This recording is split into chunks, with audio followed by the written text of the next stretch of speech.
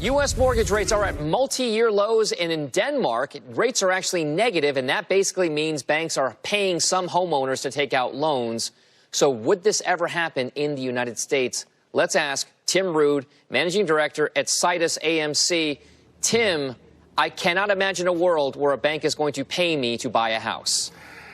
Yeah. Hey, Don, how are you? You know, it's so funny. It's like last night, I've got 4 teenagers, and I was trying to describe to them negative interest rates, this the whole concept. I felt like I got hit in the head with a wrench. You're like, so the idea is that I'm paying a bank to basically hold my money, and then they're going to pay me to borrow the money.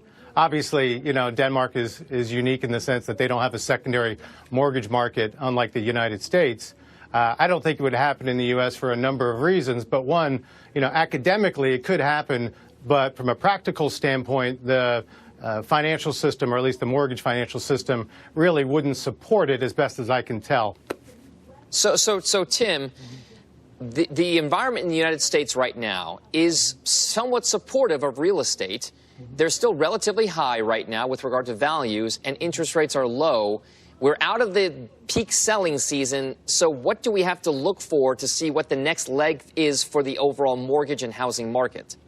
Well, I mean, I think it's really around the millennial population. So think about it. So, I mean, interest rates have been the savior for the housing market over the last 7 or so years. You had a floor back in 2012, right around the same interest rate market that we found ourselves in. Since then, property values in, you know, a lot of areas have gone up 40 or 50%. So you have interest rates back down to that level, but now property values have, of course, you know, gone up substantially.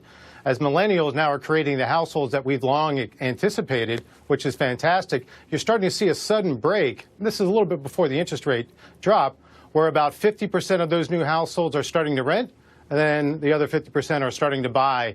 And there's a lot of creative forces out there in the marketplace, from builders to institutional investors, that are trying to find ways to entice people to rent and get them hooked on that drug. And that's one of my major concerns about the home market in general. All right, so Tim, I mean, let's say negative interest rates don't actually happen in the United States, but rates really go lower from here. Yeah. Is there a place that investors can look towards if they want to be more in the real estate market? Should they be buying real estate, homes and apartments as renters come back into the marketplace? Should they be landlords? God, I hope not. I mean, I think it's a good investment. I mean, you're already seeing the institutional money following it. You're seeing institutional monies even backing builders. Builders are actually building single-family properties for the sole purpose of renting. So a lot of smart money is chasing that. I hope not, because I think the implications of that sort of market are bad. Look, you can't build wealth unless you own stuff. And the concept of millennials that are, you know, shared economy, whether it be from car services to workspaces to households, I don't think it doesn't do well for the economy. And serfdom is just not a good economic policy. So I'm hopeful that we'll find a way to incent, entice, even subsidize people to get into housing, to build real wealth for the betterment of the economy and the country.